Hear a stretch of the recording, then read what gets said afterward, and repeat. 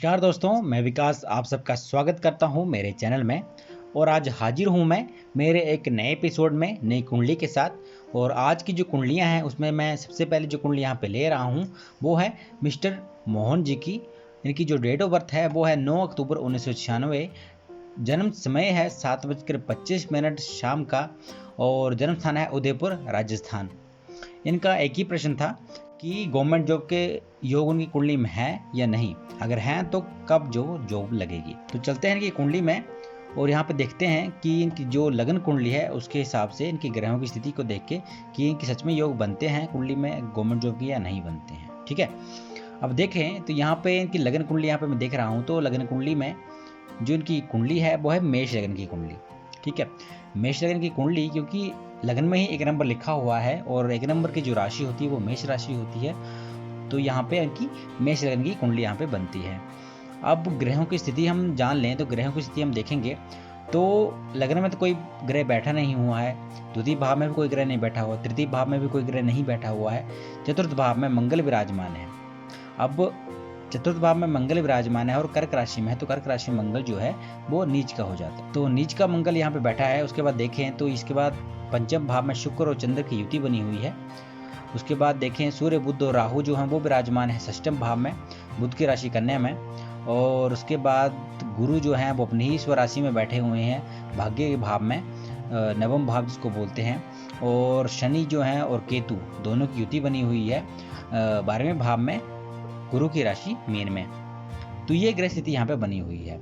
अब जो इनका प्रश्न था उसके बारे में चलते हैं उसके लिए कि यहाँ पे जो क्वेश्चन को था वो था गवर्नमेंट जॉब के रिगार्डिंग कि गवर्नमेंट जॉब के योग इनकी कुंडली में है या नहीं। देखिए, गवर्नमेंट जॉब के लिए मैं पहले भी काफ़ी वीडियो में बता चुका हूँ कि गवर्नमेंट जॉब के जो योग हैं उसमें सूर्य का काफ़ी ज़्यादा रोल रहता है। सूर्य की स्थिति अच्छी हो, सूर्य बलवान हो और उसका संबंध जो है वो भी से दसम भाव से बनता हो, तो ऐसे जो व्यक्ति है वो काफ़ी ज़्यादा उच्च स्थिति में काफ़ी हायर रैंक में जो है वो जॉब जो है गेन करता है और काफ़ी मान प्रतिष्ठा उसकी बढ़ती है। क्योंकि सूर्य जो है मान प्रतिष्ठा का भी घर है, आपका जो सूर्य जो है वो मान प्रतिष्ठा का भी आपका ग्रह है।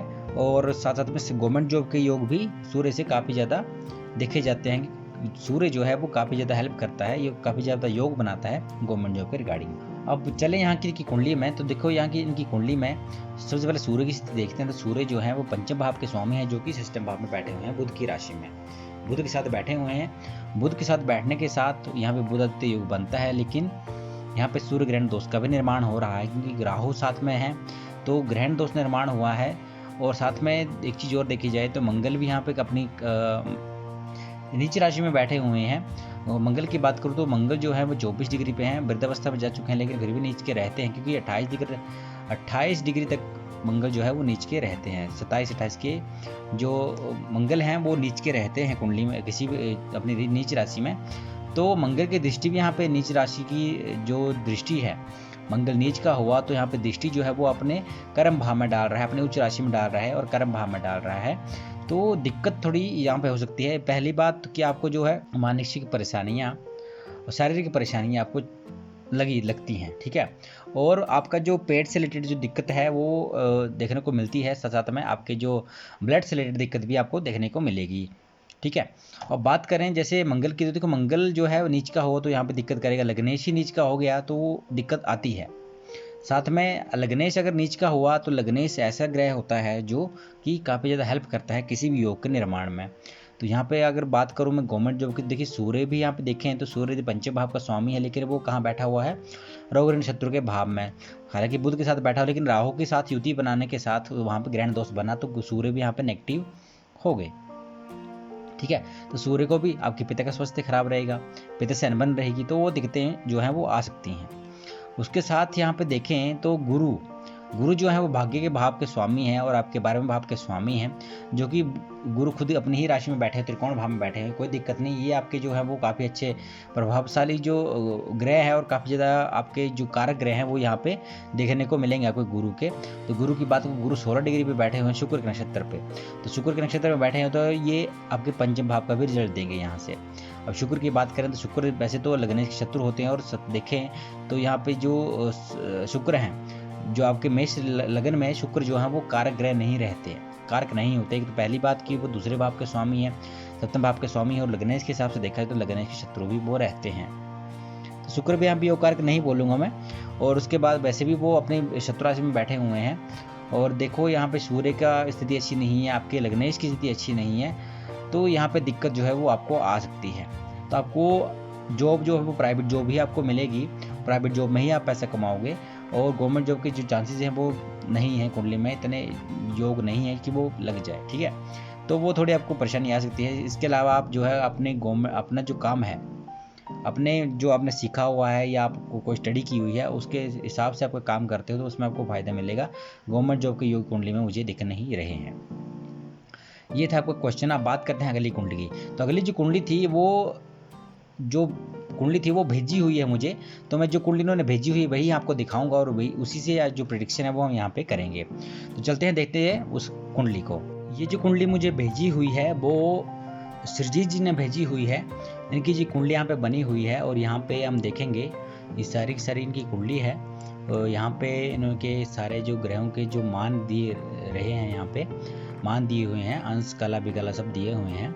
और साथ में इनकी यहाँ पे देखेंगे तो लग्न कुंडली, चंद्र कुंडली यहाँ पे बनी हुई है, साथ में नवमास कुंडली और दोष कुंडली वगैरह यहाँ पे बने हुए हैं। हाँ, विशुंतरी महादशा का भी यहाँ पे वर्णन किया हुआ है और यहाँ पे त्रिभागी महादशा, योगिनी महादशा का भी यहाँ पे वर्णन यहाँ पे किया हुआ है। तो यहाँ पे इनकी जो कुंडली था, इनका जो प्रश्न था वो था कि दिक्कतें यहाँ को क्या आ रही है, कुछ परेशानियाँ इनके लाइफ में चली हुई हैं। जैसे स्टडी कर रहे हैं ये, और स्टडी में दिक्कत ये आ रही है कि जो सीए का ये स्टडी कर रहे हैं सीए की, और उनका जो फाइनल का एग्ज़ाम है वो नहीं निकल पा रहे हैं, पास नहीं कर पा रहे हैं।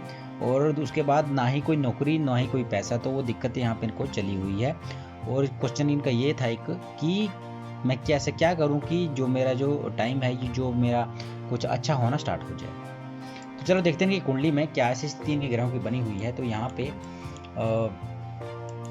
आपकी कुंडली पे यहाँ पे देखूंगा मैं, तो कुंडली यहाँ पे देखें तो इनकी भी जो कुंडली है वो है, इनकी जो कुंडली है वो बनी हुई है धनु लग्न की कुंडली, ठीक है।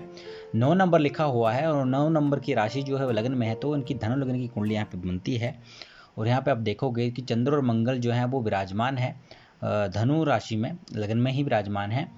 उसके बाद द्वितीय भाव में कोई ग्रह नहीं बैठा हुआ है, तृतीय भाव में भी कोई ग्रह नहीं बैठा हुआ है, चतुर्थ भाव में अपनी ही राशि में बैठे हैं गुरु, 12वीं राशि में अपनी मीन राशि में गुरु विराजमान है। उसके बाद राहु विराजमान है मेष राशि में। उसके बाद षष्ठम भाव में कोई भी ग्रह नहीं बैठा हुआ है। सप्तम भाव में सूर्य विराजमान है बुध की राशि में, मिथुन में। उसके बाद अष्टम भाव में कर्क राशि में बैठे हुए हैं बुध और शुक्र जो है वो विराजमान है यहाँ पे। उसके बाद पंचम आपके नवम भाव में भी कोई ग्रह नहीं बैठा हुआ है, दसम भाव में कोई ग्रह नहीं बैठा हुआ है। उसके बाद बात करें हम 11वें भाव की, तो 11वें भाव में केतु विराजमान है शुक्र की राशि तुला में। उसके बाद 12वें भाव में आपकी शनि विराजमान है मंगल की राशि वृश्चिक में। तो ये ग्रह स्थिति यहाँ पे इनकी बनी हुई है। अब देखें इनकी कुंडली का जैसे क्वेश्चन था कि हायर स्टडी ये सीए की कर रहे हैं और कुछ ना कुछ दिक्कत आ रही है, इनको फाइनल क्लियर नहीं कर पा रहे हैं। तो हम जो हायर स्टडी है वो देखी जाती है नवम भाव से। तो नवम भाव में हम देखेंगे तो नवम भाव में जो राशि है वो है सिंह राशि, और सिंह राशि का स्वामी जो सूर्य होता है जो कि बैठा हुआ है यहाँ पे बुध की राशि मिथुन में, ठीक है। और उसके बाद बात करें हम इसके अलावा कुछ और चीज़ों की भी, तो यहाँ पे आप देखोगे कि यहाँ पे राहु जो है उनकी दृष्टि भी यहाँ पे पड़ रही है, पंचम दृष्टि राहु की रहती है। तो 1 2 3 4 और 5, पांचवी दृष्टि यहाँ पे नवम भाव में पड़ रही है सूर्य की राशि सिंह में। और गुरु की बात करूँ तो गुरु जो है वो अपनी राशि में विराजमान है। यहाँ पे हंस जो योग है यहाँ पे बन रहा है उनकी कुंडली में, तो ये भी काफ़ी अच्छा योग बनता है।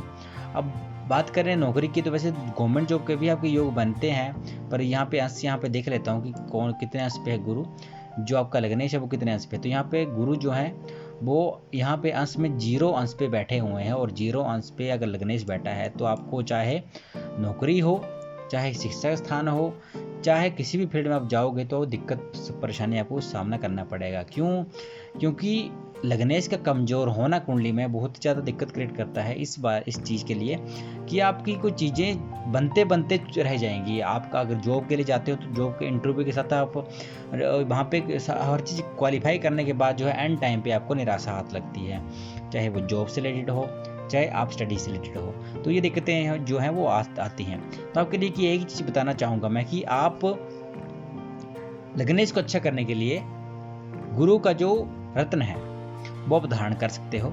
पुखराज उसको बोलते हैं, और पुखराज जो है वो जो पहली उंगली होती है, 4 फिंगर जिसको बोलते हैं, उस पर आप धारण कर सकते हो सीधे हाथ की।